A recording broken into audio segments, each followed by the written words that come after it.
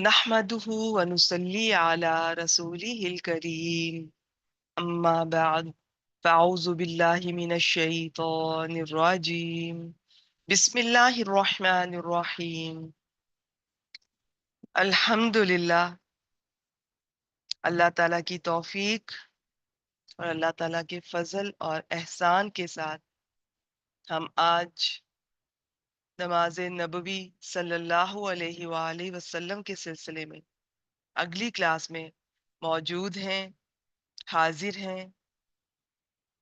یہ لیکچرز جس بک کو ہم نے سلیکٹ کیا ہے تو یہ اپنے اختتام کی طرف بڑھ رہے ہیں یہ سلسلہ۔ تو اب یہ جو آخری کچھ لیکچرز ہیں یہ انشاءاللہ تعالی ایوری وینسڈے ہر بدھ کو یہ ہوں گے، اور چند کلاسز کے بعد ہمارا یہ بیچ ون اللہ تعالیٰ کی توفیق سے، اللہ تعالیٰ کے فضل اور احسان سے یہ مکمل ہو جائے گا انشاءاللہ تعالی باذن اللہ۔ اور نماز نبوی صلی اللہ علیہ وآلہ وسلم تجوید اور ترجمہ کے ساتھ جو بہنیں کرنا چاہتی ہیں وہ اسی گروپ میں 2 ماہ کا تقریباً کورس ہوتا ہے، اور اس کا بھی نیکسٹ بیچ یہ 12 جولائی سے انشاءاللہ تعالی یہ شروع ہو رہا ہے۔ تو آپ یہ لیکچرز بھی اٹینڈ کیجئے، کسی وجہ سے نہ اٹینڈ کر سکیں تو اس کی ریکارڈنگ آپ کو یوٹیوب پر یہ اویلیبل ہوگی۔ اور اگر ابھی تک آپ نے تجوید اور ترجمہ کے ساتھ اپنی نماز کی درستگی نہیں کی تو یہ شارٹ کورس ضرور کیجئے جو روزینہ صاحبہ یہ کروا رہی ہیں۔ تو میں ایک بار پھر کلیئر کر دینا چاہتی ہوں کہ یہ ایک ہی گروپ میں ہفتہ وار، اب سے ہفتہ وار یہ میرے لیکچرز ہوا کریں گے انشاءاللہ تعالی۔ ابھی تک یہ آلٹرنیٹ وینسڈے ایک بدھ چھوڑ کر ایک بدھ کو ہوتے رہیں، اور اسی گروپ میں روزینہ صاحبہ تجوید اور ترجمہ کے ساتھ آپ لوگوں کی نماز انشاءاللہ تعالی وہ اس کی درستگی کروائیں گے۔ ضرور ایک بار یہ کورس کیجئے، آپ کو اندازہ ہو جائے گا کہ کہاں کمی ہے، کہاں غلطیاں ہیں۔ ہم میں سے زیادہ تر لوگ، میں آپ کو بتا دوں، اس میں آپ بالکل ہیزیٹیٹ نہ کیجئے گا کہ کوئی شائع نہ فیل کیجئے گا، زیادہ تر لوگوں کو نماز ان کی درست نہیں ہے۔ تو بالکل چھوٹے بچوں کی طرح آپ ایک اسٹوڈنٹ کی طرح اس کورس کو کیجئے۔ اس کے علاوہ نماز کا جو طریقہ، تصویری شارٹ ریکارڈنگز جو رمضان المبارک میں ہمارا ایک شارٹ کورس ہوا تھا، وہ بھی اس گروپ میں روزینہ صاحبہ کے کورس کے دوران انشاءاللہ تعالی وہ بھی شیئر کیا جاتا رہے گا۔ تو آپ کو اس گروپ سے بہت فائدہ ہوگا انشاءاللہ تعالی اگر آپ سنجیدگی سے یہ کرنا چاہتی ہیں۔ ہمارے ہاں ایشو یہ ہے، المیہ ہے، کہ ہم نماز کی اہمیت کا اندازہ ہی نہیں ہے، ہم اسے بالکل سنجیدہ نہیں لیتے، اور اگر بس پڑھ لیتے تو اتنا بھی بہت بڑی بات سمجھی جاتی ہے۔ جو کر رہا ہے وہ بھی، اس کے گھر والوں کے لیے بھی، سب کے لیے، کہ چلیں پڑھ تو رہے ہیں نا، لیکن اس میں بہت سی تجوید کی غلطیاں۔ میں نہیں کہتی کہ آپ بہت اعلیٰ پائے کی تجوید کے ساتھ سیکھیں، لیکن موٹی موٹی جو جسے لحن جلی کہتے ہیں، اتنی بڑی بڑی غلطیاں کم از کم نہ ہوں۔ اور ترجمہ آپ چاہے یاد اس پوائنٹ آف ویو سے نہ کریں، لیکن آپ کو یہ تو پتا ہو کہ میں اس میں کہہ کیا رہی ہوں۔ نماز بیسیکلی دعا ہے، تو اس کی یہ جو آپ کے سامنے اس وقت پی ڈی ایف شیئر کر رہی ہوں، اس میں ہم ابھی تک اس کے جو قرآن اور حدیث کی روشنی میں جو صحیح احادیث ہیں ان کی روشنی میں آپ سے آتھینٹک مواد شیئر کیا جاتا ہے۔ باقی اس کی اہمیت پہ آف اینڈ آن کبھی دوسری لیکچرز کے دوران، کبھی کوئی ترجمہ تفسیر کے لیکچرز کے دوران، یا وہ بات ہوتی رہتی ہے الحمدللہ۔ جب بھی نماز کا ذکر آتا ہے قرآن مجید میں اس کا کئی بار ذکر ہے، آپ کو ملے گا۔ تو وہ انشاءاللہ تعالیٰ میں ساتھ ساتھ آپ سے شیئر کرتی رہوں گی۔ اب میں اپنے ٹاپک کی طرف بڑھتی ہوں۔ لاسٹ ٹائم ہم نے جہاں چھوڑا تھا وہیں سے ہم شروع کریں گے، اور پچھلی بار ہم نے سجدہ صاحب اور اس کے ضروری احکامات دیکھے، جو زیادہ بڑی غلطیاں ہم سے ہوتی ہیں۔ باقی تو اس میں بہت بہت تفصیلات ہیں، وہ میں نے آپ سے عرض کی تھی کہ آپ مفتی صاحبان سے، آپ ان سے رجوع کیجئے، ان سے کنسلٹ کیجیے اور ان سے آپ مزید جانیے. لیکن اتنا ضرور یہ کتاب کفایت کرتی ہے کہ کوئی ایک شخص پہلی بار بھی اسے پڑھ رہا ہے تو بہت سے اس کی کانسیپٹ کلیئر ہو جاتے ہیں. جو سوال ذہن میں اٹھتے ہیں، جو غلطیاں جن کا اندیشہ ہوتا ہے یا وہ کر رہے ہوتے ہیں، تو یہ انشاءاللہ تعالی یہ کتاب کفایت کرے گی. اور اس میں ہر بار میں یہ ذکر کرتی ہوں، اس میں کوئی میری ذاتی رائے شامل نہیں ہے. اس کتاب کا کسی فرقے سے کوئی تعلق نہیں ہے. یہ قرآن اور صحیح احادیث کی روشنی میں یہ آپ کے سامنے ہے. سب کے ریفرنس نیچے دیے ہوتے ہیں. اس میں کوئی جھگڑے والی بات نہیں ہے، کوئی فرقہ واریت والی بات نہیں ہے. سب ریفرنس نیچے دیے ہیں، آپ اپنی تسلی کر سکتے ہیں. جو سامنے لکھا ہے میری اس پہ تسلی ہے اس کتاب پر، اس لیے میں خود بھی اس سے فائدہ اٹھاتی ہوں اور میں باقیوں سے بھی شیئر کرنے کی کوشش کرتی ہوں. آئیے جی شروع کرتے ہیں. یہ نماز کے بعد کے اذکار چل رہے ہیں، بہت خوبصورت اذکار جنہیں پچھلی بار کلاس میں ہم نے دیکھا. روزینہ صاحبہ انشاءاللہ تعالی یہ سارے تو نہیں، لیکن اس میں جو مختصر ہیں چند، وہ نماز کے بعد کے اذکار اور صبح شام کے اذکار بھی نماز کورس میں شامل کریں گی.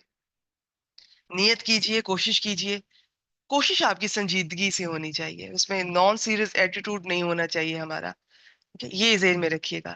جتنی آپ سنجیدہ ہوں گے، جتنی آپ میں طلب ہوگی، تڑپ ہوگی، انشاءاللہ تعالی اللہ تعالیٰ آپ کو اتنی آپ کی رہنمائی کی جائے گی اور آپ کو فائدہ ہوگا. یہ ایک دعا رہ گئی تھی، اس دعا کو دیکھتے ہیں. میں اس کو پڑھ دیتی ہوں اور ترجمہ کر دیتی ہوں. بہت تفصیل سے تو میں نہیں بیان کر سکوں گی. اور اس کے بعد پھر کچھ اور ضروری بات ہے کہ فرض نماز کے بعد اجتماعی دعا جو کی جاتی ہے اس کی کیا حقیقت ہے. بسم اللہ الرحمن الرحیم. ربی اعنی ولا تعن علی وانصرنی ولا تنصر علی وامکر لی ولا تمکر علی واہدنی ویسر لی الہدی وانصرنی علی من بغى علی ربی اجعلنی لک مطواعا لک مخبتا الیک اواہا منیبا ربی تقبل توبتی واغسل حوبتی واجب دعوتی وثبت حجتی وسدد لسانی وحدی قلبی وسلل سخیمت صدری. کچھ الفاظ کی تبدیلی کے ساتھ آپ کو اور جگہوں پہ بھی مل سکتی ہے، تو مین یہی ہے.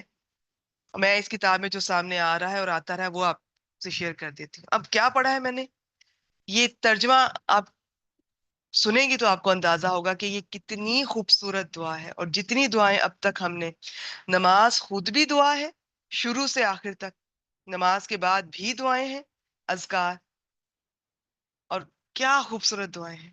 بعض میں تو دعائیں مانگی جا رہی ہیں، بعض میں صرف اللہ تعالیٰ کی حمد و ثنا بیان کی جا رہی ہے. وہ بھی دعا کا ایک انداز ہے، خوبصورت انداز. تو یہ سب نبی اکرم صلی اللہ علیہ وآلہ وسلم سے ثابت دعائیں. ترجمہ دیکھیے گا ذرا. اے میرے رب تو میری مدد کر. کیا آپ نہیں چاہتے؟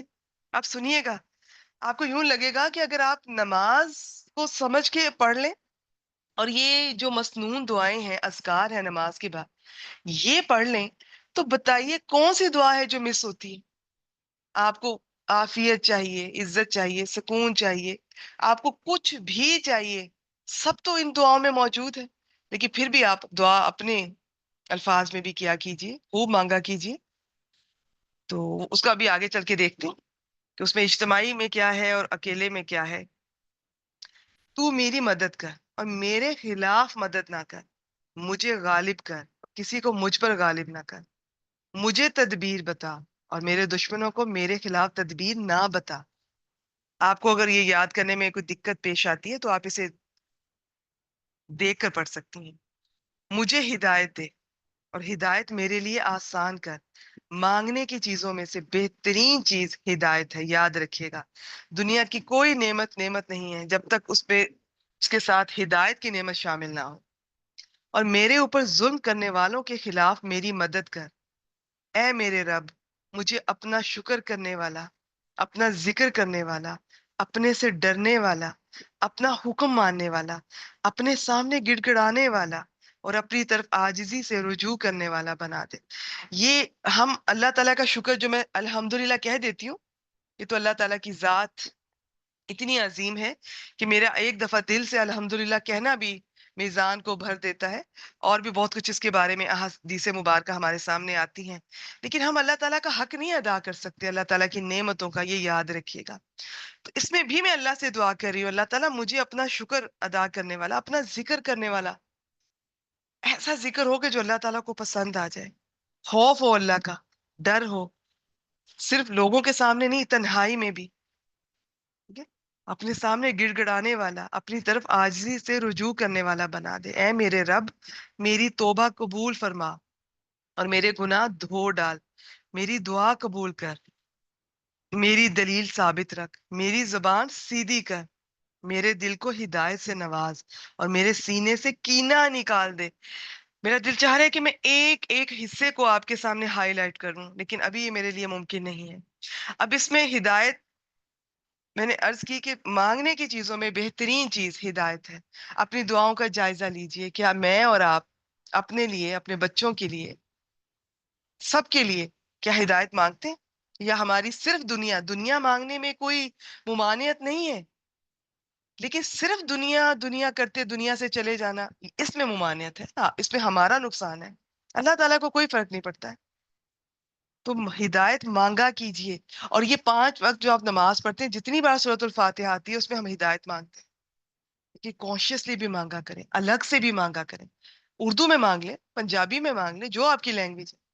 اللہ تعالیٰ مجھے ہدایت دے، مجھے ہدایت پہ قائم رکھیے. اور یہ ہدایت یہ چیز نہیں ہے کہ بس ایک بار مل گئی، ٹھپا لگ گیا جی کہ ہما کو مل گئی اور اب بس اب یہ نہیں بھٹکے گی. ایسا نہیں ہے. مجھے قدم قدم پر اس کی ضرورت ہے.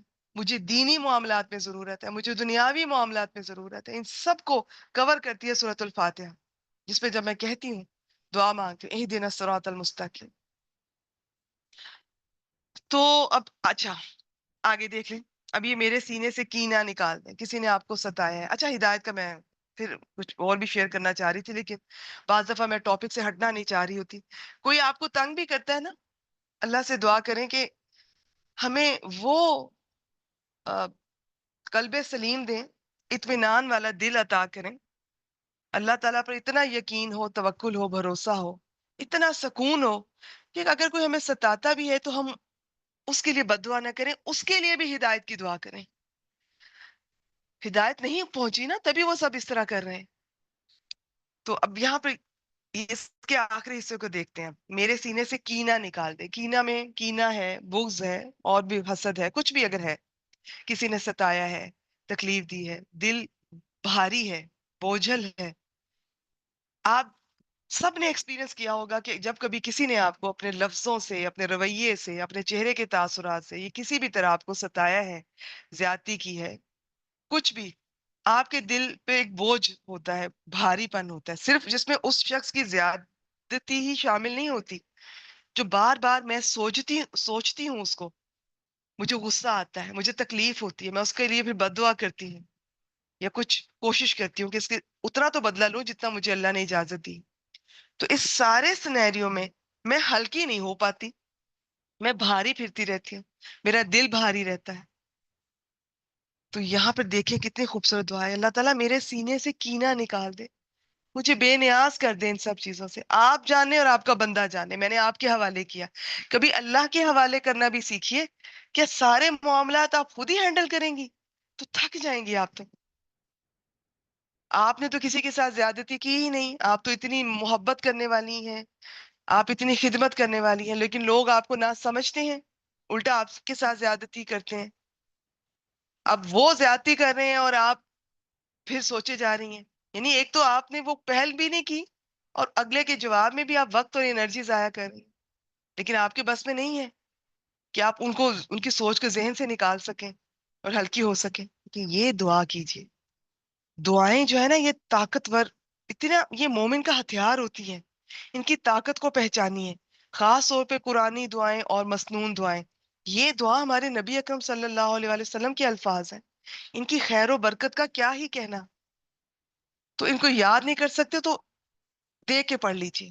دیکھ کے بھی نہیں پڑھ سکتے تو کبھی یاد آئے، دل بوجھل ہو. میں ایک ایک حصے کی بات کر رہی ہوں. اللہ تعالیٰ مجھے ہدایت دیں. اللہ تعالیٰ میرے اوپر ظلم کرنے والوں کے خلاف میری مدد کریں. اللہ تعالیٰ میری مدد کریں، میرے خلاف مدد نہ کرے.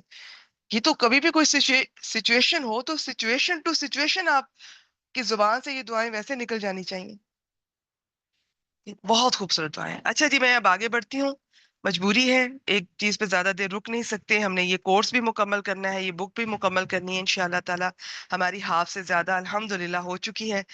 فرض نماز کے بعد اجتماعی دعا، یہ ہمارے ہاں بہت دیکھنے میں آیا ہے. میں پہلی بات آپ کو یہ بتا دوں اور اس کے بعد میں ریڈنگ کروں گی. صرف یہ فرض نماز کے بعد جو سب لوگ ہاتھ اٹھا کر دعا کر رہے ہوتے ہیں اور امام صاحب دعائیں مانگ رہے ہوتے ہیں، پیچھے سب آمین کہتے جا رہے ہوتے ہیں، اس کا کسی سنت سے حدیث سے کوئی یہ اوتھینٹک نہیں ہے. اس کا کوئی آپ کو دلیل نہیں ملتی ہے.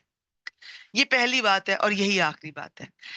اب میں آگے صرف پڑھتی جاؤں گی، جو اس بک میں دلائل ہیں آپ کے سامنے سناتی جاؤں گی. ہاں آپ اکیلی گھر پہ میں نماز پڑھی ابھی فرض یا کوئی بھی مکمل کرنے کے بعد میں نے ہاتھ اٹھائے ہیں، میں نے دعا مانگی، وہ آپ کر سکتے ہیں اکیلے.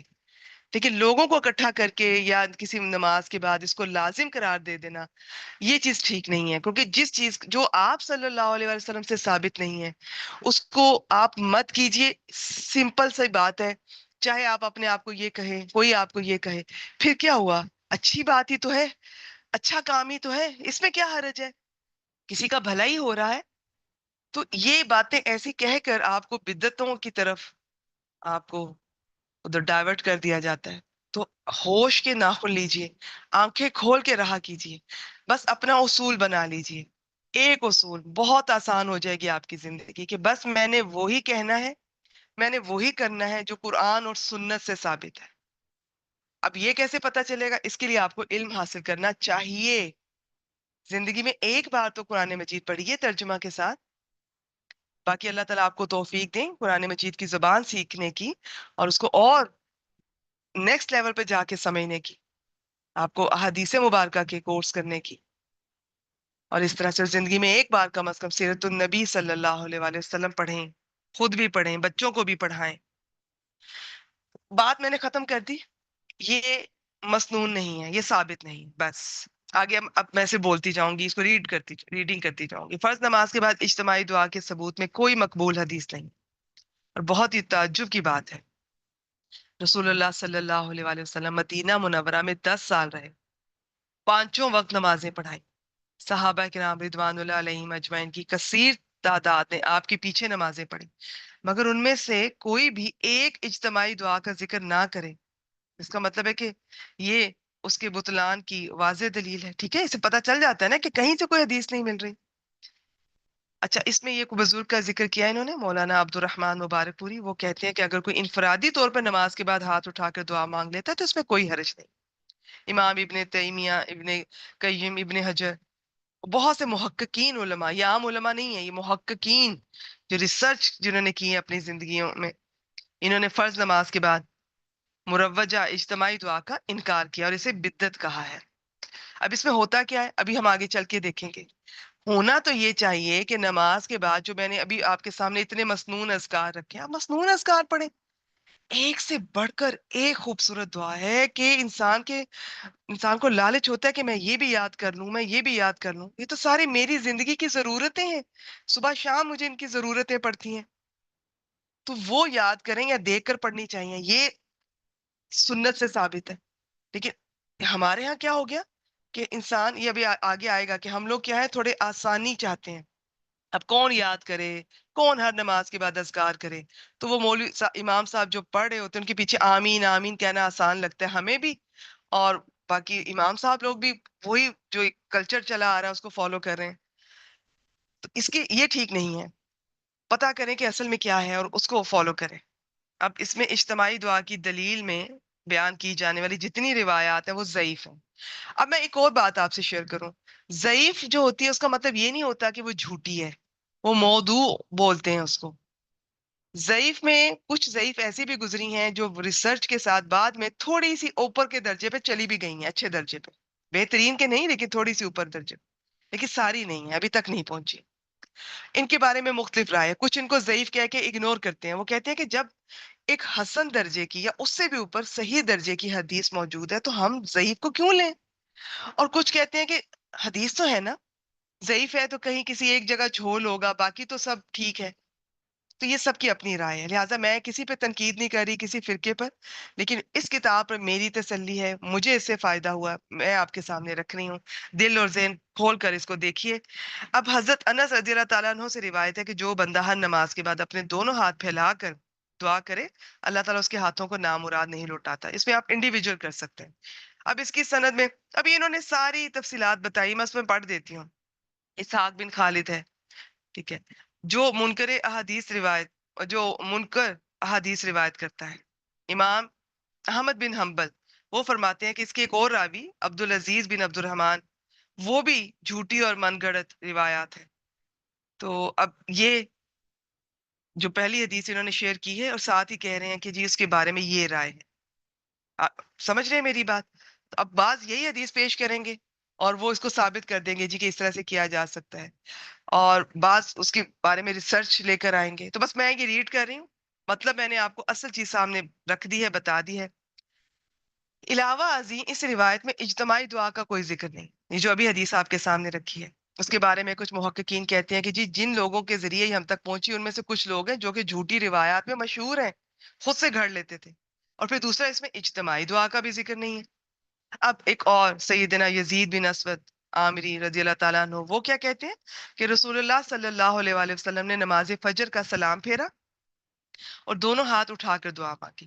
اب اس روایت کے متعلق ایک اور بزرگ ہیں، مولانا عبید اللہ رحمانی مرحوم، لکھتے ہیں کہ کتب حدیث میں یہ جو حدیث ہے نا، اس میں دونوں ہاتھ اٹھا کر دعا مانگی، یہ الفاظ تو تھے ہی نہیں، یہ تو ہم لوگوں نے بعد میں اس میں ایڈ کرتے ہیں. بلکہ اصل حدیث جس کی سند حسن ہے، اس کو دیکھنے سے دعا نہ ہونے کا ثبوت ملتا ہے. یزید بن اسود کہتے ہیں کہ میں نبی اکرم صلی اللہ علیہ وآلہ وسلم کے ساتھ حج کرنے حاضر ہوا. میں نے آپ کے ساتھ ایک مسجد میں صبح کی نماز پڑھی. جب آپ نے نماز مکمل فرمائی تو پھرے. اچانک آپ نے لوگوں کے پیچھے دو آدمی دیکھے جنہوں نے آپ کے ساتھ نماز نہیں پڑھی تھی. آپ نے فرمایا انہیں میرے پاس لے آؤ. علاوہ ازیں ان غیر ثابت الفاظ میں بھی اجتماعی دعا کا ذکر نہیں ملتا. کہ ابھی ہم کیا پڑھ رہے ہیں؟ اجتماعی دعا کے حق میں جو دلائل ہم وہ دیکھ رہے ہیں کہ جی کس طرح جن احادیث کو لوگ دلیل کے طور پر لے کر آتے ہیں اور اجتماعی دعا کرتے ہیں، ان کے بارے میں بتایا جا رہا ہے کہ جن جن احادیث کا ریفرنس دیتے ہیں وہ سب ضعیف ہیں. عبداللہ بن عمر اور عبداللہ بن زبیر رضی اللہ تعالیٰ عنہ دعا کرتے تھے اور آخر میں اپنے دونوں ہتھیلیاں اپنے منہ پہ پھیرتے تھے. اچھا جی، نماز کے بعد اجتماعی دعا کے بارے میں پیش کی جانے والی تقریباً تمام روایات نہ صرف سخت ضعیف ہیں، بلکہ ان میں اجتماعی دعا کا ذکر تک نہیں ہے، لفظ بھی وہ نہیں ہے. بعض احادیث کا موقع محل تو کچھ اور ہے، مگر انہیں زبردستی اٹیچ کر دیا گیا ہے.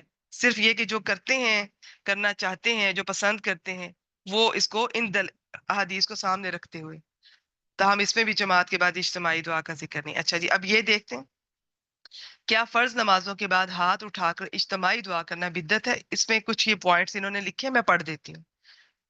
ہاتھ اٹھا کر اجتماعی دعا کرنا ایک مستقل عبادت ہے. مستقل عبادت ہے کہ یہ آپ کبھی بھی کی جا سکتی ہے، ٹھیک ہے، اس کا کوئی وقت مقرر نہیں ہے، کسی بھی وقت کی جا سکتی ہے. البتہ جن موقعوں پر اس کا اہتمام کرنا سنت سے ثابت ہے انہیں ہم پریفر کریں گے. جہاں جہاں انڈیویجول کسی کا ہاتھ اٹھا کر دعا کرنا ہمیں پتہ چلتا ہے سنت سے، وہ اس موقع پر ہم بھی ہاتھ اٹھائیں گے. اور باقی یہ کسی بھی وقت کی جا سکتی ہے، انڈیویجول، اکیلا، انفرادی طور پر. جو عبادت ہر وقت جائز ہو، اگر آپ اپنی سہولت کے لیے اسے کسی خاص وقت میں روزانہ کرنا چاہتے ہیں تو یہ بھی جائز ہے. اللہ تعالیٰ کو وہ عمل زیادہ محبوب ہے جس پر ہمیشگی کی جائے اگرچہ تھوڑا ہی ہو. لیکن کسی کے لیے یہ جائز نہیں ہے کہ تمام جائز اوقات چھوڑ کر وہ صرف ایک وقت کو فرض کا درجہ دے کر دوسرے مسلمانوں کو بھی اس میں شامل کر لے. کیونکہ جب شریعت نے اس وقت کو مسلمانوں پہ مقرر نہیں کیا تو میں کیوں کروں گی؟ مجھے پھر اجازت نہیں ہے میں فرض جو ہیں، جو ثابت ہیں، ان کو چھوڑ کر خود ہی سے ایک وقت بنا لوں. خود میں کرنا چاہوں میں کر سکتی ہوں. یہ میں دیکھیے مجھ سے اکثر یہ سوال پوچھا جاتا ہے کہ جو بھی اذکار ہے کتنی بار پڑھے جائیں، کس وقت پڑھے جائیں، کس طریقے سے پڑھے جائیں. تو میں ان سے کہتی ہوں کہ دین بہت سادہ ہے.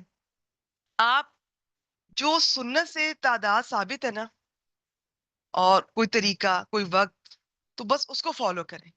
باقی اگر آپ نے اکیلے پڑھنا ہے، آپ درود پاک چاہے ہزاروں لاکھوں دفعہ پڑھ لیں، لیکن آپ کو یہ آپ نہیں کر سکیں گے کہ کوئی ذکر، چاہے لا الہ الا اللہ جو افضل ذکر ہے، وہ بھی لوگوں کو گھر میں بلا کے اونچی اونچی آواز میں آپ اتنی دفعہ جی، اتنے سو، اتنے ہزار، اتنے لاکھ دفعہ، وہ ہم نہیں کر سکتے، وہ بدعت ہو جائے گی پھر۔ بس اتنی سی بات ہے، خود کرنا ہے آپ نے، آپ کسی ٹائم کر لیں، آپ روز کرنا چاہتی ہیں، آپ کو پسند ہے، آپ صبح کے ٹائم کہہ لیں جی میں لا الہ الا اللہ کی تسبیح کروں گی، اور بالکل کریں آپ، لیکن اب وہ ایک ٹائم آپ کہیں جی 11 بجے محلے کی عورتوں کو بلا کر اور ان سب کو جی تم اتنی دفعہ پڑھو، تم اتنی بار، ہم روز اتنی بار ختم کریں گے، اور بعض دفعہ ایسی حرکتوں میں آپ کی فرض نماز کا ٹائم نکل جائے گا، اور یہ بہت دفعہ ایسے دیکھا گیا ہے کہ فرض کریں جیسے فجر میں سنتوں اور فرض کے درمیان میں جی کہا جاتا ہے جی اتنی بار یہ وظیفہ کریں، اب فرض کریں کوئی شخص وہ کرتا ہے ہر روز، حالانکہ اس کا قرآن اور سنت سے کوئی حوالہ نہیں ملتا، اور پھر یہی لوگ کہیں گے آپ کو پھر کیا ہوا، اچھا ہی تو ہے، کسی کا کوئی نقصان تو نہیں ہے، اچھا کام ہی تو ہے، اس کے کرنے میں کیا حرج ہے، کسی کا فائدہ ہی تو ہو رہا ہے۔ یہ ساری باتیں آپ کو ڈبل مائنڈڈ کریں گی اور آپ سنت سے ہٹ جائیں گے۔ میری ایک بات یاد رکھیے گا، سنت اور بدعت اکٹھے نہیں چل سکتے۔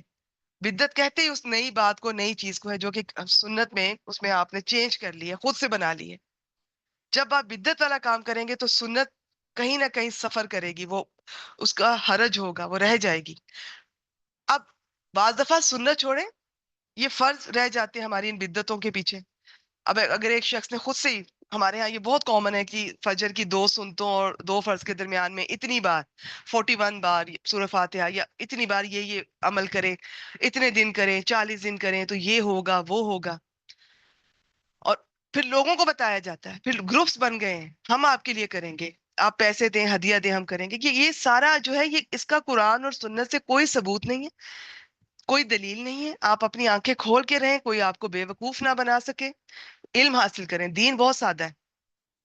اب جی وہ وظیفہ کرتا ہے 41 کر رہا ہے جی، 40 دن کرنا ہے، اب وہ 20 دن کیا، 25 دن کیا، بیچ میں فرض کریں مسجد میں نماز کے لیے گیا اور لیٹ ہو گیا تھوڑا سا، لیکن اب وظیفہ تو کرنا ہے، اتنے میں جماعت کھڑی ہوگی فرض کی، اب وہ فرض نہیں پڑھ رہا کہ میرا وظیفہ رہ جائے گا، میرے 40 دن خراب ہو جائیں گے۔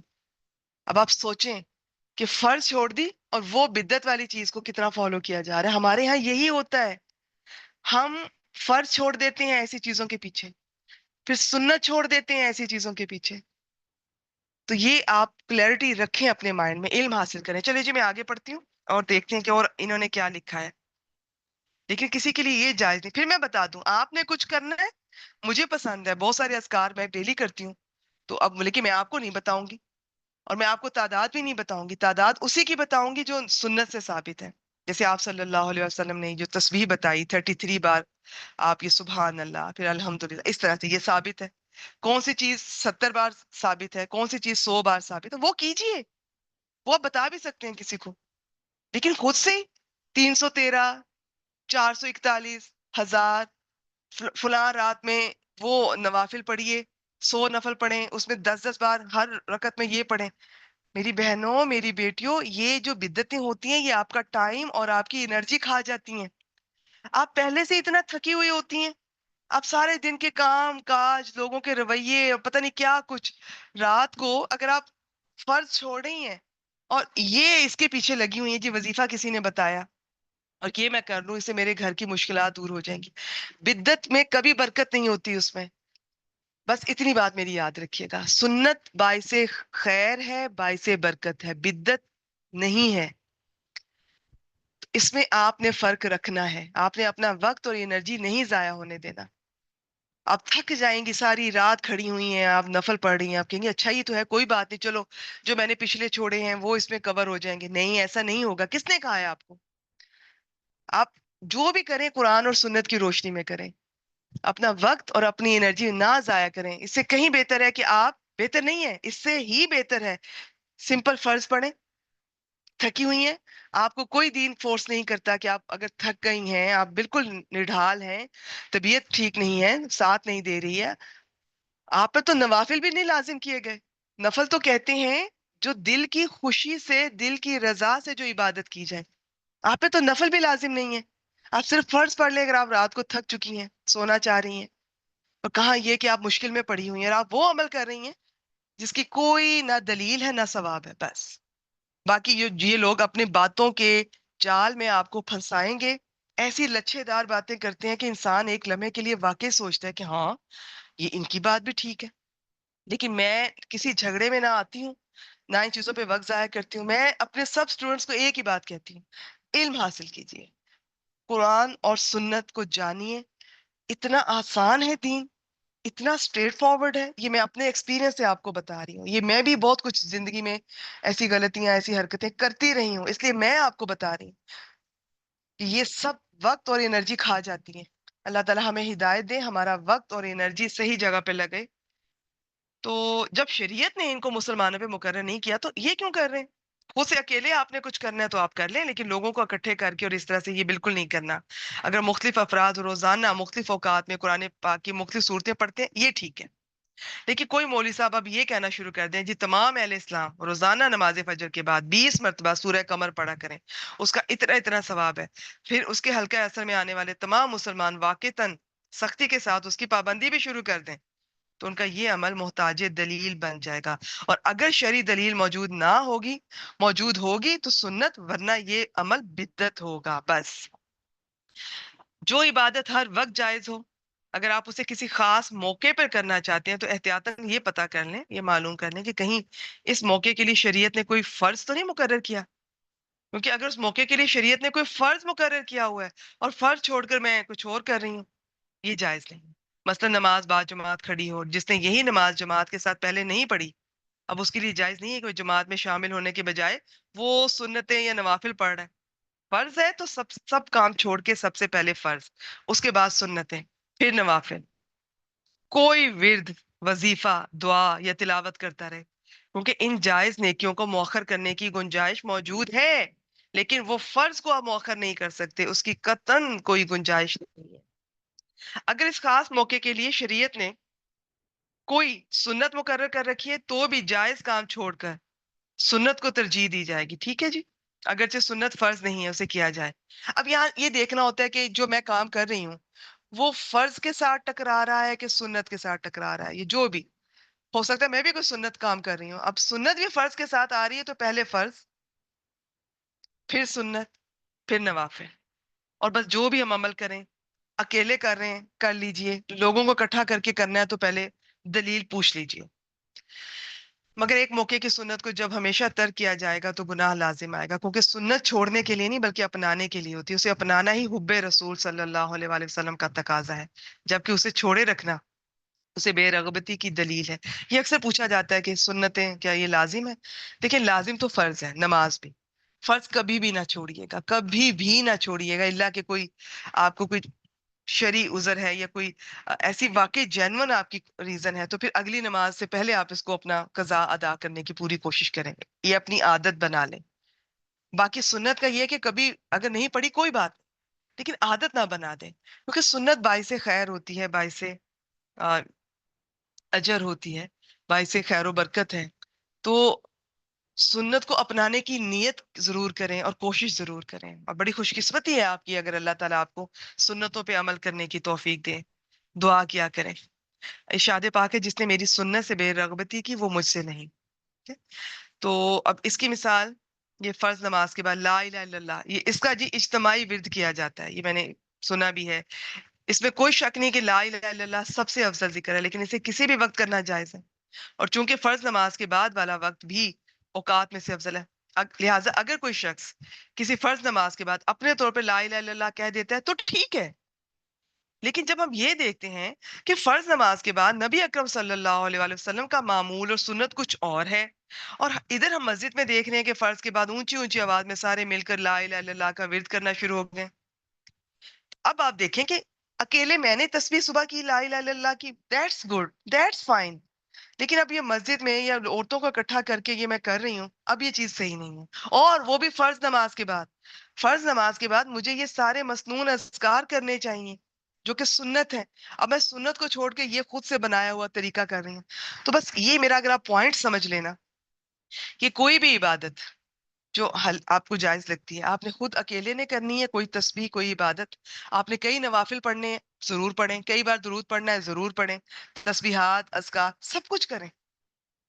لیکن آپ لوگوں کو اکٹھا کر کے بغیر دلیل کے اس طرح سے یہ نہیں کر سکتے. ٹھیک ہے. اور خاص طور پہ جب وہ فرض سے کلیش ہو رہا ہو. فرض نہیں چھوڑنا، ہمارے یہاں فرض چھوڑ دیا جاتا ہے، اور اس قسم کی جو ہم نے خود سے چیزیں کریٹ کی ہوتی ہیں، بنائی ہوتی ہیں، ان کو سارا وقت انہیں کو دے دیتے ہیں. اب یہ کیا کہہ رہے ہیں جی؟ تو پھر ہر فرض نماز کے بعد لا الہ الا اللہ کا ورد کرنے کا مطلب یہ ہے کہ اس موقع کی سنت کو ختم کر دیا جائے، کیونکہ لا الہ الا اللہ کا ورد تو آپ بعد میں بھی کر سکتی ہیں، لیکن نماز کے بعد والے مسنون اذکار اور دعائیں وہ آپ بعد میں نہیں کر سکتی. وہ جیسے نماز مکمل کی ہے یا فرض پڑھے ہیں یا پوری نماز کے بعد ہی کرنے ہیں، وہ اس وقت کریں گے تو سنت میں آئیں گے اور آپ کو صحیح اجر ملے گا انشاءاللہ تعالی. وہ آپ ڈیلے نہیں کر سکتے. تو اب آپ وہ چھوڑ کے سوچیں کہ یہ والا آپ شروع کر دیا کورس کی شکل میں بلند آواز سے لا الہ الا اللہ کے اجتماعی ورد کی. پورے نبوت کے دور میں کہیں کوئی مثال نہیں ملتی. اگر کسی موقع کی سنت کے ساتھ ایک اور سنت عامل ہے تو دونوں سنتوں کو بجا لانا درست ہوگا. مثلا کسی فرض نماز کی جماعت ہوئی، امام صاحب نے سلام پھیرا، امام صاحب اور مقتدی حضرات اپنے طور پر مسنون اذکار اور دعاؤں میں مصروف ہو گئے سنت میں. پھر کسی واقعی حاجت مند نے امام صاحب سے بارش کے لیے یا بیمار کے لیے یا جائز مقصد کے لیے، رسم کے لیے نہیں، رسم بنانے کے لیے نہیں، خلوص نیت سے دعا کی درخواست کی، تو کسی کے مطالبے پر دعا کرنا بھی سنت ہے، لہٰذا دعا کرنا جائز ہوگا. اب دو سنتیں آ رہی ہیں نا، ایک تو نماز کے بعد آپ مسنون اذکار کر رہے ہیں، بیچ میں کوئی اور سنت کے لیے کہہ دیتا ہے تو یہ جائز ہے، کیونکہ یہ دو سنتوں کی بات ہو رہی ہے کہ دونوں سنتوں کو بجا لانا درست ہوگا. کسی موقع کی سنت کے ساتھ ایک اور سنت اگر آ ملے. یاد رکھیے، ہاتھ اٹھا کر اجتماعی دعا کرنا نہ تو فرض نماز کا حصہ ہے نہ بعد والے مسنون اذکار کا، اس لیے اس کا ہمیشہ اہتمام کرنا درست نہیں ہے، کیونکہ فرض نماز ایک الگ عبادت ہے اور ہاتھ اٹھا کر اجتماعی دعا کرنا ایک الگ عبادت ہے. اور شرعی دلیل کے بغیر دو الگ الگ عبادتوں کو ایک مخصوص ترتیب کے ساتھ اگر ہم ہمیشہ ادا کریں تو یہ یوں ہی لگے گا نا کہ دونوں ایک دوسرے کا حصہ ہیں، حتیٰ کہ ایک کے بغیر دوسری کو نامکمل سمجھا جانے لگے. تو یہ ایک شرعی مسئلے کی طرح لوگوں کو اس کی پھر دعوت، ترغیب اور تعلیم دی جائے، اور جو شخص ان عبادات کو آپ کے طریقے کے مطابق نہ کرے اسے ہم منکر اور گستاخ یا القابات سے نواز دیں تو پھر آپ راہ سنت سے بھٹک جائیں گے، کیونکہ مختلف عبادات کو اپنی مرضی سے اکٹھا کر کے ایک نیا طریقہ رائج کیا جائے تو وہ سنت نہیں رہتا، بدعت بن جاتا ہے. تو ابھی تک ہم نے یہ دیکھا انفرادی طور پہ آپ یہ عمل کر سکتے ہیں، اجتماعی طور پہ ٹھیک ہے کچھ خاص موقع پر جہاں آپ کو سنت سے کوئی دلیل ملتی ہے آپ کبھی کر سکتے ہیں، لیکن ہمیشہ کرنا، ریگولرلی کرنا، عادت بنا لینا کہ نئے آنے والے کو لگے کہ یہ تو عبادت اور یہ والی اس کی جو بعد میں شامل کی ہوئی عبادت ہے خود سے، یہ دونوں لازم و ملزوم ہے، اسے پتہ ہی نہ چلے اصل کیا تھا اور بدعت کیا ہے. اور پھر آپ جو نہیں کرتا پہلے تو آپ فورس کرتے ہیں سب کریں، اکٹھا کر کے آپ ان سے کروا رہے ہیں، پھر جو نہیں کرتا اس کو آپ گستاخ اور پتہ نہیں کیا کچھ اس کے کہہ رہے ہیں، تو پھر یہ چیز بہت غلط سائڈ پہ جا رہی ہے. بات اصول کی ہے، جو کام نبی اکرم صلی اللہ علیہ وسلم کی زندگی میں ضروری بھی ہو اور اسے کرنے کے لیے کوئی رکاوٹ بھی موجود نہ ہو، پھر بھی پورے عہد نبوت میں اس کے لیے کیے جانے کا کوئی ثبوت نہ ملے مگر ہم نہ صرف خود اسے ہمیشہ کریں بلکہ دوسروں کو بھی اس کی دعوت دیں تو وہ بلا شبہ بدعت ہے. بس یہ وہ لائن ہے جو میں آپ کو کافی دیر سے سمجھانے کی کوشش کر رہی ہوں. میں اسے ایک بار پھر پڑھتی ہوں، دوبارہ مجھ سے غور سے سنیے گا، توجہ دیجیے گا ان الفاظ پہ. اصول کی بات ہے، جو کام نبی اکرم صلی اللہ علیہ وآلہ وسلم کی زندگی میں ضروری بھی ہوا اور اسے کرنے کے لیے کوئی رکاوٹ بھی موجود نہیں تھی، مدنی دور میں تو انڈیپینڈنٹ تھے نا، آزاد تھے، انہی کی ریاست تھی تو یہ کر سکتے تھے، پھر بھی پورے عہد نبوت میں اس کے کیے جانے کا کوئی ایک ثبوت بھی نہ ملے اور ہم اس کو کیے بھی جا رہے ہیں اور ہمیشہ کر رہے ہیں اور لوگوں کو بھی کہہ رہے ہیں آؤ اکٹھے ہو کے کرتے ہیں، تو یہ بلا شبہ بدعت ہے. سوال یہ پیدا ہوتا ہے کہ کیا عہد نبوت میں فرض نمازوں کے بعد ہاتھ اٹھا کر اجتماعی دعا کا اہتمام کرنے میں کوئی رکاوٹ تھی؟ یقیناً نہیں تھی. پھر بھی اگر فرض نمازوں کے بعد اس کا کبھی اہتمام نہیں کیا گیا تو اس سے معلوم ہوا کہ اس کا اہتمام نہ کرنا سنت ہے، کیونکہ ناممکن ہے کہ ایک چیز دین بھی ہو اور عہد نبوت میں کر سکنے کے باوجود اسے کوئی نہ کرے یا اسے کیا گیا ہو مگر مقبول احادیث کے وسیع ذخیرے میں وہ کسی کو بھی کہیں نظر نہ آئے. اب ہوتا کیا ہے جی، انسان فطرتاً سہولت پسند ہے، ہم ایک کمفرٹ زون میں رہنا پسند ہے، ہم اپنا کمفرٹ زون کسی तो कॉम्प्रोमाइज नहीं करते, सेक्रीफाइस नहीं करते, जबकि दीन जो है। अच्छा चलें, ये टॉपिक फिर एक और तरफ चला जाएगा। मैं ये इसे पढ़ती हूँ। उसे मसनून दुआएं याद करना ये बहुत भारी लगता है, और चूंकि उसकी मसरूफियात भी ज्यादा है, इसलिए फर्ज नमाजों के बाद यकसुई के साथ 5-6 मिनट नहीं निकाल सकता, और इस सुन्नत से पहलू बचाने के लिए इसका ऑल्टरनेट इजाद कर लिया। मौलवी साहब सलाम फेरते ही हाथ उठाएं, चंद मसनून या गैर मसनून अल्फाज पर मुश्तमिल छोटे छोटे जुमले बोलें, मुंह पर हाथ फेरकर तमाम नमाजियों को फारिग कर दें, जिसके बाद वो बस पीछे आमीन कहते रहें और मसनून मसनून अज़कार पढ़े बगैर उठ के चले जाएं। दर हकीकत ये दुआ नहीं है, ये रस्म है जो इंतहाई नेक नियति से हर फर्ज नमाज के बाद अदा की जाती है, और इस तरह गैर शऊरी तौर पर एक सुन्नत को मिटाने का गुनाह किया जा रहा है। सुन्नत क्या थी? आप सल्लल्लाहु अलैहि वसल्लम के मसनून अज़कार को किया जाना। अफसोस के लोगों को बिद्दतों पर अमल करने के लिए तो बड़ा वक्त मिल जाता है, मगर सुन्नत को अपनाने के लिए वक्त नहीं मिलता। जो शख्स बिद्दत की तरदीद करे, उसे सिरे से दुआ ही का मुनकिर बना दिया जाता है, जबकि सुन्नत का तारिक, ठीक है, अहले सुन्नत व जमात। अच्छा जी, फर्ज नमाजों के बाद मसनून अज़कार और दुआएं छोड़कर उनका मुतबादिल ला इलाहा इल्लल्लाह के इज्तिमाई विर्द और हाथ उठाकर इज्तिमाई दुआ मांगने को इसलिए भी रिवाज दिया गया कि ये हमारे मसलक की अलामत और पहचान बन जाए। क्या किसी मसलक के तहफ़्फ़ुज़ के लिए शरई मसाइल और अहकाम के साथ इस तरह खेलना जायज़ है? इस्लाम का हुक्म क्या है? फिरका वारियत को मिटाया जाए या उसे फरोग दिया जाए? खुलासा ये है कि फर्ज नमाजों के बाद हाथ उठाकर इज्तिमाई दुआ करना फी नफ्सी ही, कोई अकेला कर रहा है, मैं आप कर सकते हैं, जायज है, लेकिन इस जायज का टकराव एक सुन्नत से हो रहा है, लिहाजा इसे अपना मामूल नहीं बनाना चाहिए। ठीक है। और क्योंकि सुन्नत रसूल मकबूल सल्लल्लाहु अलैहि वसल्लम ही इस बात का ज्यादा हक रखती है कि वो हर मुसलमान का मामूल, मसलक और पहचान बने, लिहाजा हमें अमूमन इन्हीं अज़कार और दुआओं पर इत्तेफाक करना चाहिए जिन पर हमारे प्यारे नबी अकरम सल्लल्लाहु अलैहि वसल्लम और उनके सहाबा किराम रिदवानुल्लाह अलैहिम अजमाइन हमेशा इत्तेफाक करते थे। हम उनसे आगे क्यों बढ़ना चाहते हैं? उनसे आगे बढ़ने में कोई हमारा जज्बा जज्बा जो है, इसको ना डायरेक्शन दें। जज्बा होना, जज्बाती होना कोई बुरी बात नहीं है एक हद तक, लेकिन ये इतना बढ़ जाए इमोशनल होना कि कदम कदम पर ना मैं सही देख रही हूँ, ना मैं गलत देख रही हूँ, ना कोई मौका देख रही हूँ, ना वक्त देख रही हूँ। हर वक्त मेरे जज्बात मुझ पे हावी हैं। कभी मुझे रोना आ रहा है, कभी मेरा जज्बात, कभी मुझे शॉपिंग के लिए जाना है, कभी मुझे गुस्सा आ रहा है, तो भी मैं कंट्रोल नहीं कर सकती, सारे घर वालों को टॉलरेट करना होगा मेरा गुस्सा। तो ये जज्बाती, ये चीज भी गलत है। वैसे जज्बाती होना बहुत अच्छी बात है, अगर आप जज्बाती हैं, आप दीन के लिए कुछ करना चाहते हैं, आप तो ये बहुत अच्छी बात है। अब आप सुन्नतों के लिए कुछ करना चाहते हैं, बहुत अच्छी बात है, लेकिन आप जो कुरान और सुन्नत से साबित ही नहीं है, वो आमाल हम किए जा रहे हैं। ऐसे ऐसे अमल खुद ही न जाने क्या क्या लोगों को घर पे बुला के मिलाद शरीफ और बहुत से अज़कार और बहुत सी महफिलें और मजलिसें हम करवा रहे हैं। हम सुन्नत को क्रॉस कर रहे हैं, लिमिट को क्रॉस कर रहे हैं। लेकिन आप हमारे जरा अखलाक का लोगों से पूछें, मोहल्ले वालियां भी मुझसे डरती होंगी, मेरी अपनी बहू मुझसे परेशान होगी, तो ये फिर चीजें मैच नहीं करती ना। फिर किस तरह मैं दावा कर सकती हूँ कि मैं आशिक रसूल हूँ सल्लल्लाहु अलैहि वसल्लम? एक तो मैं उनकी सुन्नत पे अमल नहीं कर रही, सेल्फ मेड अज़कार और जो बिदतें हैं उनको फॉलो कर रही हूँ। फिर मेरे जो अखलाक हैं, आमाल हैं, वो मेरे मैच नहीं कर रहे। बातें मैं ऐसी ऐसी कर रही हूँ, वो दीनी बातें, अखलाकी बातें, और कि मैं इतनी मोहब्बत करती हूँ अल्लाह से, कुरान मजीद से, सुन्नत से, ये और वो, लेकिन लोग मुझसे तंग हैं। जज्बात मेरे किसी पे मेरा कंट्रोल नहीं है, मैं इतनी कमजोर हूँ, अपने जज्बात में हर वक्त बहती रहती हूँ। तो ये जो करने के काम है ना, आप, मैं आपको बस यही सजेस्ट करूंगी कि कुरान मजीद से जुड़ जाइए, उसका इल्म हासिल कीजिए। बस ये खुद ही आपको लेके चलेगा।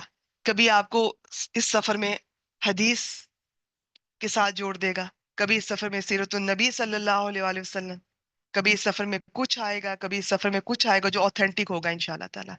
बस कुरान मजीद से जुड़ जाए। कुरान मजीद हम खोलते नहीं है, उन पर गर्द जमी हुई है, वो ऊंचा, हमारे कद से भी ऊपर, अलमारियों में ना जाने कहाँ कहाँ रखे हुए हैं, और घर में हम बिद्दतें इतने प्रोटोकॉल से कर रहे हैं, अब क्या कुछ नहीं कर रहे लोगों को जमा करके। ये अब आप जो ये कुल हैं, तीसरा, सातवां, 10वां, 40वां, गुठलियां पड़ी जा रही हैं। बेटी पता कीजिए क्या ये ऑथेंटिक है, क्या आप सल्लल्लाहु अलैहि वसल्लम इस तरह किया करते थे, सहाबा कराम ऐसे किया करते थे? बस आपको जवाब मिल जाएगा। हम जवाब लेना नहीं चाहते हैं। तो अगर हमें कहे जी ये कब्रों पे ना जाओ, इस तरह ना मांगो, अल्लाह ताला के अलावा किसी और के नाम का ना पकाओ, ना खाओ, ना कुर्बानी दो, पता नहीं क्या क्या रस्में निकालनी है। फलां जानवर की सिरी लो, उस पे इतनी बार अल्लाह का ये नाम पढ़ो, ये आयत पढ़ो, इसको वहां बहा दो। क्या आप सल्लल्लाहु अलैहि वसल्लम ने ऐसा किया? सहाबा कराम ऐसा करते थे? आपने अपनी जिंदगी को खुद मुश्किल में डाल लिया है। आप अपना पैसा भी बर्बाद कर रही हैं, वक्त भी बर्बाद कर रही हैं, एनर्जी बर्बाद कर रही हैं। फराइज आप छोड़े बैठी हैं, फर्ज नमाज आप नहीं पढ़ रही। जिस घर में फर्ज नमाज छोड़ने वाला एक शख्स भी मौजूद हो, कैसे बरकत आएगी? लाख सिरियां आप दे दें इस तरह से पढ़ के, वजीफे करके। याद रखिएगा, मेरी बात लिख लीजिए। फर्ज छोड़ के, सुन्नतें छोड़ के, इन सारी खुराफात में कोई बरकत नहीं आने वाली घर में। अमल वही कीजिए जो कुरान और सुन्नत से साबित है। अपना वक्त भी बचाइए, अपना पैसा भी बचाइए। ये पीरों ने जो आजकल, देखिए मैं सबको नहीं कह रही हूँ, बहुत अच्छे भी हैं, अच्छे भी गुजरे हैं, लेकिन मैं उनकी बात कर रही हूँ जो सही नहीं है, जो आपका पैसा ले रहे हैं, वक्त ले रहे हैं, एनर्जी ले रहे हैं। खवातीन इवन अपने आप को उनके हवाले कर देती हैं। किसी की औलाद नहीं हो रही, वो इस हद तक जाने को तैयार हो जाती है। तो कहाँ है इनका हवाला मिलता है? तो आंखें खोलिए। अकल दी है अल्लाह ताला ने, सबको दी है। इसी तरह ना जिंदगी गुजार के बिद्दतों में और शिर्क में चले जाएं। अल्लाह ताला से दुआ करें वो हमें हिदायत दें, आंखें खोलें, कुरान मजीद से जुड़ें। अच्छा जी, आगे चलते हैं। ये हमारा टॉपिक मुकम्मल हुआ अल्हम्दुलिल्लाह। अब हम पहुंच गए हैं जी सुन्नतों का बयान, मुक्कदा सुन्नतें और उनकी फजीलत। ये सैयदा उम्मे हबीबा रज़ियल्लाहु ताला अन्हा फरमाती है कि रसूलुल्लाह सल्लल्लाहु अलैहि वसल्लम ने फरमाया, तर्जुमा, जो शख्स दिन और रात में फर्जों के अलावा 12 रकतें पढ़े, उसके लिए जन्नत में घर बनाया जाता है। और इनकी तफसील क्या है? 4 रकत जोहर से पहले, 2 रकत उसके बाद। अच्छा, ये इसमें तब्दीली भी है मुख्तलिफ कुछ अहादीस से। आप वक्त कम है तो 2 पहले पढ़ सकते हैं, 4 बाद में भी पढ़ सकते हैं, लेकिन असल में यही तरतीब है। 2 रकत मगरिब के बाद वाली, तो 4 और 2 6 होगी जोहर की, और 2 ये होगी 8। 2 रकत इशा के बाद वाली 10। 2 रकत फजर से पहले वाली 12। सबसे पहले तो मैं आपसे ये कहूंगी कि अगर कोई बहन, कोई बेटी नमाज नहीं पाबंदी से अदा करती, सबसे पहले तो नियत कीजिए और दुआ कीजिए कि आप फर्ज नहीं छोड़ेंगी। अगर फर्ज पढ़ रही हैं, पाबंदी इख्तियार कर ली है अल्लाह की तौफीक से, तो बहुत खुशी की बात है। फिर आप सिर्फ फर्ज पे इक्तफा ना कीजिए, सुन्नतों को शामिल कीजिए। देखिए कितनी बड़ी बड़ी आपको खुशखबरी दी जा रही है। मैं बताऊं, ये कोई मुश्किल नहीं है। अगर आपको फर्ज की आदत पड़ गई है, तो उसके साथ थोड़ा सा वक्त निकाल के चंद हफ्तों में, महीनों में इंशाल्लाह ताला आपको इसकी भी आदत पड़ जाएगी, और ऐसी पड़ेगी फिर आप छोड़ नहीं पाएंगे। लेकिन खुद आप कर रही हैं तो करें, दूसरों को लाजिम ना कहें। अभी कोई फर्ज भी नहीं पढ़ रहा, छोटा बच्चा आ गया, और नन्ना सा बच्चा 7 8 साल का, और मैं उसको सुना रही हूँ जी ईशा के 17 रकतें, जो कि है ही नहीं। ईशा की तो सिर्फ 6 हैं, 4 फर्ज हैं और 2 उसके बाद की ये वाली सुन्नतें हैं। और जो 3 वितर हैं वो तो तहज्जुद की हैं, जो अगर मैं नहीं उठ सकती किसी वजह से तो हम लोग ईशा के साथ पढ़ लेते हैं। और बच्चे को भी आप फिर सुन्नत छोड़ नफल बता रही हैं। वो औरतें जो अभी नमाज भी नहीं पढ़ पा रही हैं किसी वजह से, कमजोर हैं, जाहिर है हो सकता है कि कोई वाकई ऐसी रीजन हो, लेकिन मैं आपको बता दूं, नमाज फर्ज है। चाहे मैं नरमी से बताऊं, चाहे मैं सख्ती से बताऊं, चाहे मैं इसके हक में दलाइल सामने रखूं, खुशखबरियों वाली अहादीस पेश करूं, चाहे मैं इसको छोड़ने के वबाल, वईद पर मैं आपके सामने अहादीस से मुबारक रखूं, बात यही है कि नमाज फर्ज है, हम उसे छोड़ नहीं सकते। जितनी जल्दी हो जाए इस हकीकत को समझें, पिछली छोड़ी हुई पे अल्लाह ताला से सच्चे दिल से माफी मांगे, तोबा करें। बाकी इसके बारे में मुख्तलिफ फिरकों की मुख्तलिफ राय हैं, वो मेरा टॉपिक नहीं है कि जी क्या करना है क्या नहीं करना है। मैं बस यही बता रही हूँ, पिछले के सच्चे दिल से तोबा करके आगे कभी ना छोड़ने की नीयत करें। कोई छूटती है किसी वजह से, कोई सफर में या नहीं पढ़ सकती थी या कोई वजह थी, तो अगली नमाज फर्ज से पहले पिछली को कजा कर दें, ये आपकी आदत हो। फिर सुन्नतें शामिल करें। इतनी बरकत होती है जिंदगी में, घर में, रिस्क में, हर चीज में, रिश्तों में, जब सुन्नतें आ जाती हैं। بس اتنا میرا کہنا کافی ہے. باقی نفل کہتے ہیں دل کی رضا سے، دل کی خوشی سے کوئی عبادت کرنا، وہ تو کوئی لازم نہیں ہے. وہ چاہے میں روز جتنی چاہے کروں، لیکن وہ کسی کو فورس نہیں کروں گی. فورس آپ سنت کے لیے بھی نہیں کریں گی، فرض. اور وہ بھی آپ اپنے بچوں کو اگر بچپن سے عادت ڈال دیں تو ان کو بھی نہیں فورس کرنا پڑے گا. اور بچپن کی عادتیں ایسی ہوتی ہیں کہ ساری زندگی بڑھاپے تک، موت تک رہتی ہیں، الا ماشاء اللہ. تو بعد میں ذرا مشکل ہوتی ہے لیکن ناممکن نہیں ہے. تو یہ نیت کر لیں بس. اب کتنی خوشخبری ہے اس میں، یہ فرضوں کے علاوہ یہ 12 رکعتیں، کوئی مشکل نہیں ہے اس میں. اور میں ایک اور بات بتاؤں آپ کو، اگر آپ نیت کریں نا پہلے فرض کی، اور جب اس کی پابندی ہو جائے تو پھر سنت کی، آپ اللہ سے دعا کریں اللہ تعالیٰ سنتوں پہ عمل کرنا میرے لیے آسان کر دے. اتنی سمودلی یہ نماز آپ سے پڑھی جائیں گی، آپ کو پتہ بھی نہیں چلے گا. آپ کو لگے گا کہیں میں کہاں میں فرض بھی نہیں پڑھتی تھی، آج سنتیں بھی پڑھی جا رہی ہیں. میں نہ تھک رہی ہوں، نہ مجھے کوئی مسئلہ ہو رہا ہے، نہ میری وہ حجتیں اور عذر جو میں پیش کیا کرتی تھی کوئی آڑے نہیں آئے گا بیچ میں. تو کتنی بڑی خوشخبری ہے، جنت میں گھر بنایا جائے گا. اچھا جی، ابن عمر رضی اللہ تعالیٰ عنہما فرماتے ہیں کہ میں نے رسول اللہ صلی اللہ علیہ وآلہ وسلم کے ساتھ ظہر سے پہلے 2 رکعتیں کی سنت پڑھی. یہ اس طرح بھی کیا جا سکتا ہے. ویسے زیادہ تر کا رجحان یہی ہے کہ پہلے 4 ہیں، بعد میں فرض کے بعد 2 ہیں، ٹوٹل 6 ہو جاتی ہیں. تو جی معلوم ہوا کہ ظہر سے پہلے 4 کے بجائے 2 رکعتیں پڑھنا وہ بھی درست ہے. کسی وجہ سے فرض بالکل جماعت کھڑی ہونے والی ہے، آپ ذرا لیٹ آئے ہیں تو بس 2 ہی پڑھ لیں، فرض پڑھ لیں، اس کے بعد پھر پڑھ لیں. لیکن ادروائز پہلے 4 پڑھنا زیادہ. یہ دیکھ لیں رسول اللہ صلی اللہ علیہ وآلہ وسلم نے فرمایا رات اور دن کی نفل نماز 2 2 رکعت ہے. اچھا یہ بھی 2 2 رکعت کر کے پڑھنا چاہیے. معلوم ہوا کہ 4 رکعت سنت بھی 2 2 کر کے ادا کرنا زیادہ فضیلت کا باعث ہے. ٹھیک ہے، 4 بھی اکٹھے کر سکتے ہیں لیکن یہ 2 2 کرنا زیادہ فضیلت کا باعث ہے. رسول اللہ صلی اللہ علیہ وآلہ وسلم سنتیں گھر میں پڑھتے تھے.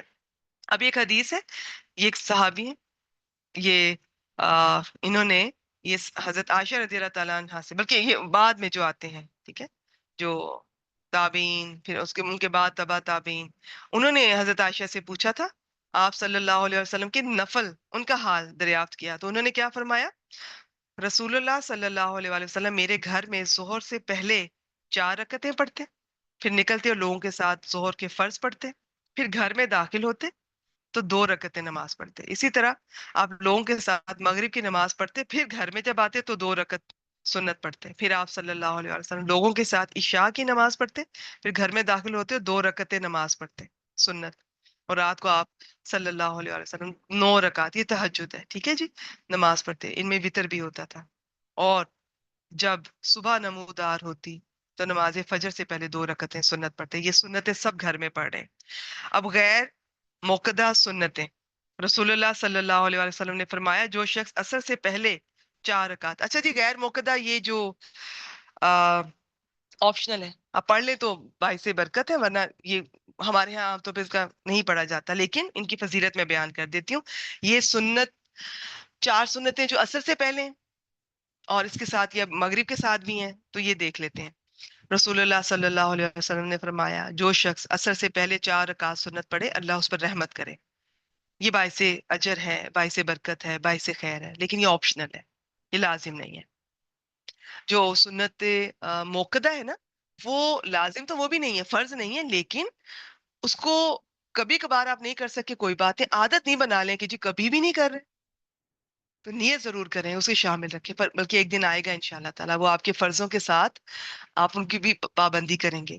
اچھا جی، مغرب سے پہلے کی 2 رکعتیں یہ بھی غیر موقدہ ہیں.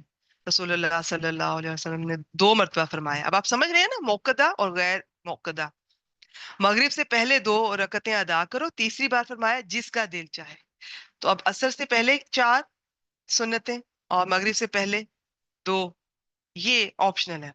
اور ہمارے ہاں عام طور پہ یہ نہیں کیا جاتا، لیکن یہ اس لیے فرمایا کہ کہیں لوگ اسے سنت موقدہ نہ بنا لیں. آپ صلی اللہ علیہ وسلم اتنا خیال رکھتے تھے کہ میری امت کے لیے کوئی چیز مشکل نہ ہو جائے، کیونکہ فرض بھی ادا کرنا سب کے لیے آسان نہیں ہوتا. قرآن مجید میں بھی اللہ تعالیٰ فرماتے ہیں نماز بھاری ہے مگر ان پہ جو خاشعین ہیں ان پہ بھاری نہیں ہے. حضرت انس رضی اللہ تعالیٰ عنہ سے روایت ہے کہ جب مدینے میں مؤذن مغرب کی اذان کہتا تو لوگ ستونوں کی طرف دوڑتے اور 2 رکعتیں پڑھتے. وہ جو سترہ ہم پڑھتے تھے نا، सामने कोई चीज होनी चाहिए, ये उसके। लोग इस कसरत से 2 रकतें पढ़ते हैं कि मस्जिद में दाखिल होने वाला अजनबी ये गुमान करता है कि मगरिब की जमात हो चुकी है। तो ये वो लोग इस तरह से इसका ख्याल किया करते थे जी। एक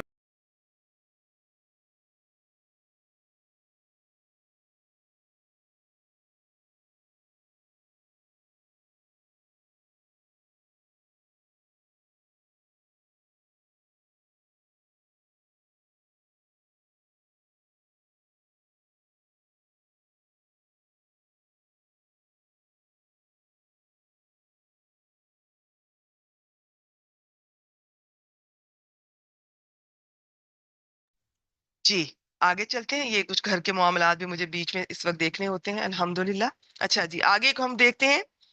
ये ये किसी सहाबी से किसी ताबीन ने पूछा, क्या ये अजीब बात नहीं कि जो हजरत अबू तमीम है वो मगरिब की नमाज से पहले 2 रकत पढ़ते हैं? तो ये हजरत उकबा रजी अल्लाह ताला अन्हु ने फरमाया कि हम भी रसूलुल्लाह सल्लल्लाहु अलैहि वसल्लम के जमाने में ये पढ़ा करते थे। तो ये कहते हैं कि मैंने उनसे पूछा अब क्यों नहीं पढ़ते, तो वो कहने लगे कि मसरूफियत है। तो जो गैर मौक़दा होती हैं वो कोई करना चाहे तो बहुत अच्छी बात है, लेकिन जो मौकदा हैं जिनकी 12 रकत मैंने अभी आपके सामने हमने शेयर की है, वो आप नियत कर लें कि आप जरूर शामिल करेंगे, इसका अजर बहुत है। फिर खैर और बरकत के तो क्या ही कहने। जुमे के बाद की सुन्नतें, रसूलुल्लाह सल्लल्लाहु अलैहि वसल्लम ने फरमाया जब तुम में से कोई जुमे के बाद नमाज पढ़ने लगे तो 4 रकात अदा करे।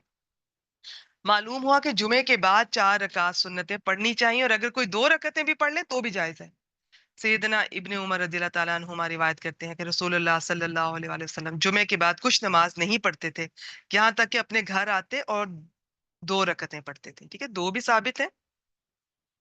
आगे देखते हैं। इससे मालूम हुआ कि नमाज जुमा के बाद 2 रकत सुन्नत पढ़ना भी दुरुस्त है, जबकि 4 रकत पढ़ना ये कोली हदीस की वजह से ज्यादा बेहतर मजीद फजीलत का बायस है। फजर की सुन्नतों की फजीलत, हजरत आयशा रदी अल्लाह ताला अन्हा कहती हैं कि रसूलुल्लाह सल्लल्लाहु अलैहि वसल्लम ने फरमाया फजर की 2 सुन्नतें दुनिया और जो कुछ इस दुनिया में है उससे बेहतर है। सुभान अल्लाह, कभी गौर कीजिएगा कि इतनी पसंद थी आप सल्लल्लाहु अलैहि वसल्लम को फजर से, इसके फर्जों से पहले वाली 2 सुन्नतें। बाकी इसमें भी तफसीलात हैं जी। किसी वजह से कोई फर्ज का टाइम जा रहा है तो पहले फर्ज पढ़ना है, बाद में फिर सुन्नतें आप, और किस तरह करना है किस टाइम पे, वो ये आप मुफ्ती साहबान से सारा कंसल्ट कर सकते हैं, अदरवाइज ये पहले पढ़नी होती है। अच्छा जी, उनसे रिवायत है कि रसूलुल्लाह सल्लल्लाहु अलैहि वसल्लम नवाफिल सुनन में से, उनके लिए वो नवाफिल थे जो हमारे लिए आज सुन्नत है, वैसे किसी चीज पर इतनी मुहाफजत और मुदावमत नहीं करते थे जितनी फजर की 2 सुन्नतों पे करते थे। रसूलुल्लाह सल्लल्लाहु अलैहि वसल्लम जब फजर की 2 सुन्नतें पढ़ते तो दाएं पहलू पर लेटते थे, तो बाज दफा बीच में वो अच्छा, इसके बारे में भी मुख्तलिफ राय आती हैं कि कितने कितने वक्फे से, कभी बहुत पहले वो पढ़ ली, जैसे पहले टाइम शुरू हुआ तो 2 सुन्नतें पढ़ ली, बाद में फर्ज। फर्ज अव्वल टाइम पे नहीं पढ़ा करते थे, ये हमने पहले भी इसका कई जिक्र ये हम कर चुके हैं। फजर की सुन्नतें फर्जों के बाद पढ़ने का जवाब, अगर आप ऐसे वक्त मस्जिद में पहुंचे कि जमात खड़ी हो गई और आपने सुन्नतें नहीं पढ़ी हो तो उस वक्त सुन्नतें मत पढ़ें, क्योंकि रसूलुल्लाह सल्लल्लाहु अलैहि वसल्लम ने फरमाया जब नमाज की इकामत तकबीर हो जाए तो फर्ज नमाज के अलावा कोई नमाज नहीं होती। ऐसी सूरत में जमात में शामिल हो जाए, पहले फर्ज पढ़ ले, बाद में सुन्नतें पढ़ ले। चुनांचे रसूलुल्लाह सल्लल्लाहु अलैहि वसल्लम ने एक शख्स को सुबह की फर्ज नमाज के बाद 2 रकतें पढ़ते हुए देखकर फरमाया सुबह की फर्ज नमाज 2 रकतें हैं, तुमने मजीद 2 रकतें कैसी पढ़ी हैं? उस शख्स ने जवाब दिया मैंने 2 रकतें सुन्नत जो फर्जों से पहले हैं वो नहीं पढ़ी थी, उन्हें अब पढ़ा है। ये सुनकर आप सल्लल्लाहु अलैहि वसल्लम खामोश हो गए।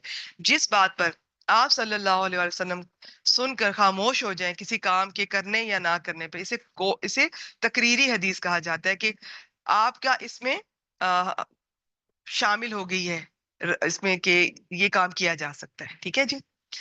और आप सल्लल्लाहु अलैहि वसल्लम की खामोशी रजामंदी की दलील है। ठीक है, इसे ये तकरीरी हदीस ये कहा जाता है। एक शख्स मस्जिद में आया, रसूलुल्लाह सल्लल्लाहु अलैहि वसल्लम सुबह के फर्ज पढ़ रहे थे। उसने मस्जिद के एक कोने में 2 रकतें सुन्नत पढ़ी, फिर जमात में शामिल हो गया। जब आपने सलाम फेरा तो फरमाया तूने ये फर्ज नमाज किसे शुमार किया, जो अकेले पढ़ी थी या जो हमारे साथ जमात से पढ़ी थी? मालूम हुआ कि फर्ज होते वक्त सुन्नतों का पढ़ना दुरुस्त नहीं है। नमाजों की रकात देख लेते हैं जी। नमाज फजर बस 2 फर्ज है, इससे पहले 2 सुन्नतें, कुल 4 हो गए। नमाज जोहर बेसिकली 4 फर्ज है, इससे पहले 4 सुन्नतें और बाद में 2 सुन्नतें, कुल 10 रकतें हो गई। ठीक है? और नमाज असर 4 फर्ज। अब इसमें गैर मुक़द्दा का जिक्र नहीं है, बस फर्ज और सुन्नतें मुक़द्दा। नमाज मगरिब 3 फर्ज हैं, इसके बाद 2 सुन्नतें, कुल 5 हो गई। नमाज इशा 4 फर्ज हैं, इसके बाद 2 सुन्नतें, कुल 6 हैं। देख लीजिए, पढ़ लीजिए, याद रखिए, ये 17 वाली बात ठीक नहीं है। नमाज वितर दरअसल रात की नमाज है जो तहज्जुद के साथ मिला के पढ़ी जाती है। जो लोग रात के आखिरी हिस्से में ना उठ सकते, वो वितर भी नमाज इशा के साथ पढ़ लेते हैं। तो आप 1 भी पढ़ सकते हैं, 3 भी पढ़ सकते हैं वितर। ये तफसीलात मुफ्ती साहबात से आप पता कर सकते हैं। रसूलुल्लाह सल्लल्लाहु अलैहि वसल्लम ने फरमाया, जिसे खतरा हो कि रात के आखिरी हिस्से में नहीं उठ सकेगा तो अव्वल शब ही वितर पढ़ ले। बाकी ये वितर के तरीके होते हैं जी। अगर आप 3 पढ़ रहे हैं तो इसका फिर आपने तरीका मगरिब वाली नमाज से मुख्तलिफ रखना होता है। उसमें कई तरीके हैं। तो पहले आप जैसे 2 रकत पढ़ के बैठते हैं ना कादा में तशहुद के लिए, या तो अब वो ना बैठे, फिर से खड़े हो जाए, या बैठ के पूरे कर लें 2, सलाम फेर के फिर तीसरा वितर अलग से नियत करके पढ़ेंगे। 2 तरीके मैंने बता दिए, बाकी तफसीलात मुफ्ती साहबान से आप पूछ सकते हैं। आगे देखते हैं जी हमारा अगला टॉपिक। क्लास का टाइम तो वैसे हो चुका है। मेरा ख्याल है कि इंशाअल्लाह ताला, अल्लाह ताला की तौफीक से हम ये इसको अगली क्लास में कवर करते हैं। अब से जी कुछ लेक्चर्स रह गए, ये आखिरी 100 पेजेस मेरे ख्याल में इस बुक के चल रहे हैं, तो उससे भी कम या तकरीबन इतने होंगे। तो इसको अब इंशाअल्लाह ताला वीकली बेसिस पे करेंगे, देखें कितनी क्लासेस होती हैं। तो उसके साथ ही हमारा ये बैच 1 मुकम्मल हो जाएगा इंशाअल्लाह ताला। चलिए जी, रिकॉर्डिंग स्टॉप करते हैं।